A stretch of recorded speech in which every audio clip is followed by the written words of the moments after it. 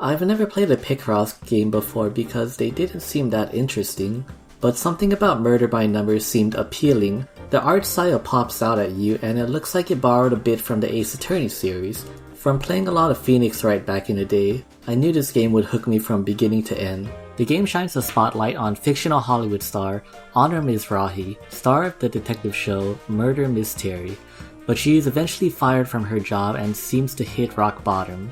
She then meets up with a flying toaster named Scout. Scout is some sort of advanced computer that is able to process and find all sorts of information he comes across from. Thinking she is a real detective, he seeks Honor's help to find out where he originated from. Eventually, Honor is thrown into a situation where she needs to uncover the murder behind her ex-employer, and that's where Scout comes in.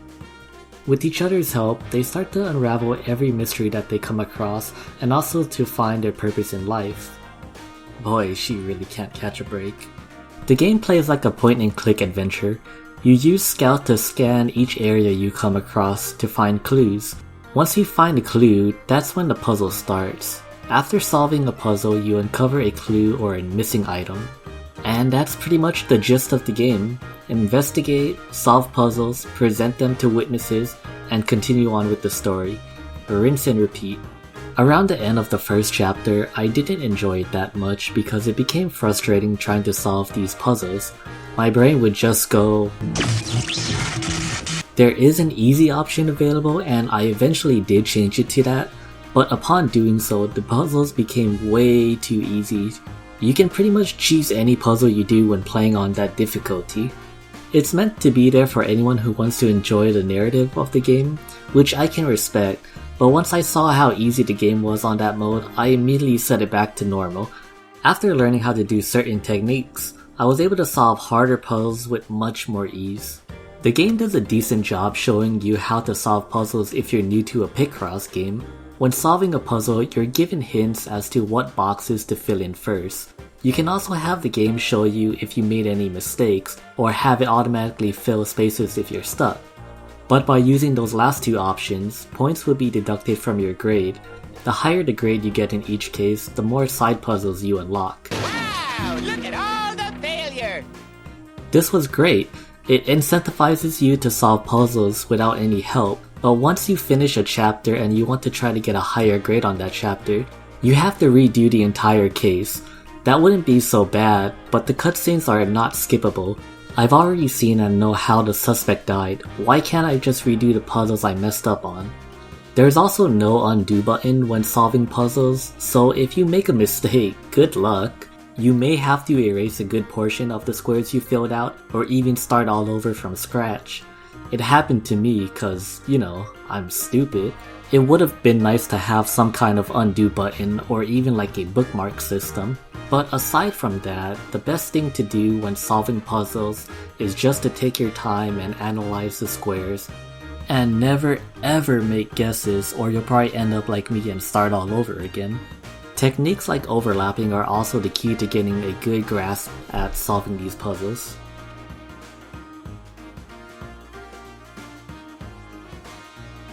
Coming from someone who's never played a Picross game, this game got me hooked. It was addicting solving puzzles, and you get a lot of satisfaction when you finally solve something that seemed daunting at first.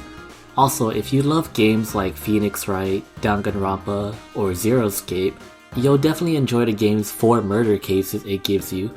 I love a good mystery story, and this game is no exception to that. The game's presentation is also amazing. The developers found a way to blend in that Phoenix Wright feel, while also having their own style. All the sound effects during cutscenes sounds like they would come from an Ace Attorney game, even the dialogue crawl. Each character has a border around them, giving off this arts and crafts-like vibe, and I like it. All the characters you meet in the game have their own personality, and the dialogue between characters can get witty and awkward at times, in a good way. It has that same type of Ace Attorney humor. Both games also take place in the great fictional city of Los Angeles. The music is also done by the original Ace Attorney composer, Masakazu Sugimori, and he did a bang-up job with this soundtrack. The puzzles you do will change up the music each time, and there's a handful of songs that set the mood. From something jazzy and chill to songs that are more upbeat, they all sound great and I never got tired of listening to them. The music outside of puzzles are also great, making you feel like you're on a TV set for a murder mystery show. In the end, this is a really fun game. It got me into doing Picross puzzles, and there are a plethora of these games on the Switch eShop. I came for the mystery, but I stayed for the puzzles. Ace Attorney fans will feel very much at home with this title. It's not one-to-one with the Ace Attorney series, but for all the similarities it shares with it, it manages to get it right, along with having its own identity. Even with the small gripes I have, I still very much enjoyed the journey of Honor and Scout. Pick this game up if you love yourself a good murder mystery story and or love doing puzzles. You can buy it on the Switch eShop or on Steam for $15. I'd give this game a solid 8 out of 10. So, what did you all think of Murder by Numbers? Did you play the game? Enjoy it? Thinking about buying it? It's really cool seeing a developer make a game like this, since it doesn't seem Capcom will be making an Ace Attorney game anytime soon, but who knows. We have this wonderful gem to keep us entertained for now. And that's gonna be it for this video. Hope you all enjoyed it, and everyone stay safe out there, especially in this time of need. See ya!